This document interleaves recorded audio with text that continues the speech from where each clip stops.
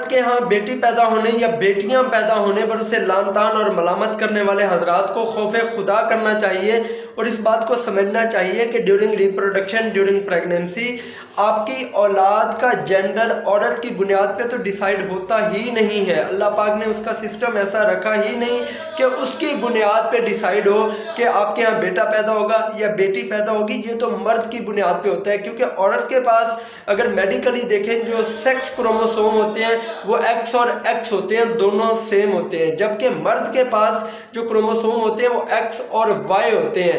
अब जब भी रिप्रोडक्शन का प्रोसेस होगा, औरत की तरफ से जो भी एग्स रिलीज होंगे वो एक्स ही लेकर आएंगे, क्योंकि उसके पास सिर्फ हैं ही दो एक्स। और मेल की तरफ से जब स्पर्म जाएगा तो वहाँ में जो मेल की तरफ से क्रोमोसोम रिलीज होके जाएगा वो एक्स भी हो सकता है और वाई भी हो सकता है। अगर वो एक्स जाएगा तो एक्स के साथ एक्स मिलेगा और लड़की पैदा होगी। अगर मेल की तरफ से वाई जाएगा तो वहाँ एक्स और वाई मिलेंगे और मेल पैदा होगा। तो ये तो मर्द पे डिपेंड करता है। अगर उसके पास वाई क्रोमोसोम ज़्यादा है तो लड़के ज़्यादा पैदा होंगे, अगर उसके पास एक्स क्रोमोसोम ज़्यादा हैं तो लड़कियां पैदा होंगी।